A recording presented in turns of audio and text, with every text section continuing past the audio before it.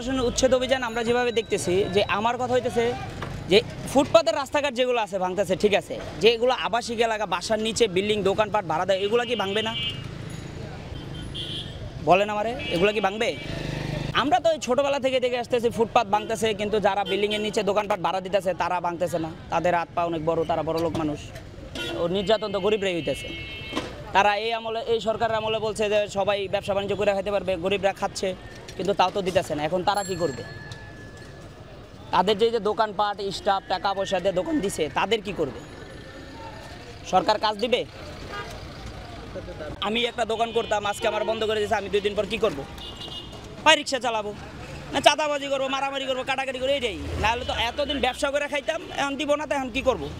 সংসার আছে, ফ্যামিলি সব কিছুই আছে, এটাই, আর কিছু না।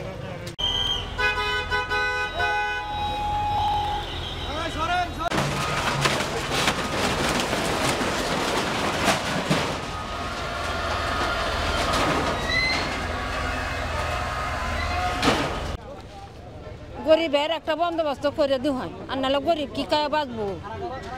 যে যেটা হারে এটি কর্ম করে খাইতেছে, এটা কি হইল করাটা?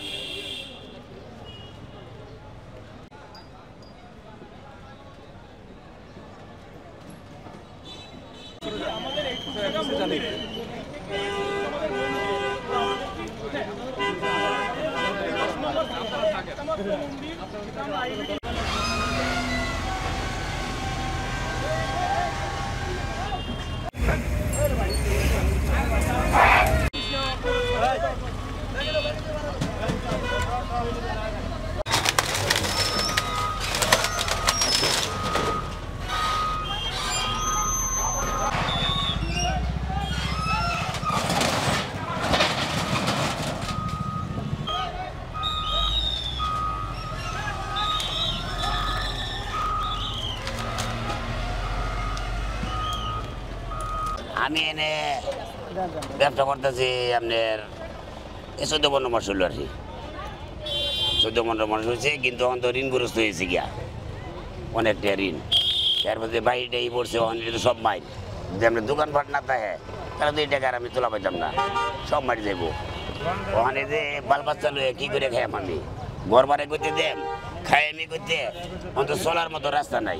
মানে আমার বয়স হয়েছে, অন্ত রিক্সা চালাইবে না, মাথা ঘোরা। এই ফুটপাতের একটা চা মানে দোকান করে খাইতাম, এটাও শেষ হলো, বন্ধ।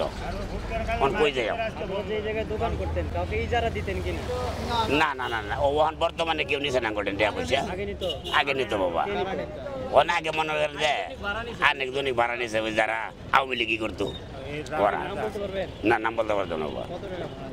170 টাকা দৈনিক। আমার হোটেল ছিল, আমার যখন হোটেল ছিল তখন আমি 400 টাকা ভাড়া দিতাম। হট করে ভাঙ্গা চুরা দিছে, গেছিলা। এখন আবার দিছি 1-1.5 মাস হয়েছে। এখন কালকে মাইকিং করে গেছে, কবে ভাঙ্গো এটা বলে নাই। আজকে আবার রাপ করে গেছে ভাঙ্গেন। আমার অনেক মাস আমার ক্ষতি হয়েছে। আমি এখানে মাসিক খাওয়াই অফিসে, এগুলো বিল সব বাকি। এখন তো আমি বিল পাইতাম না।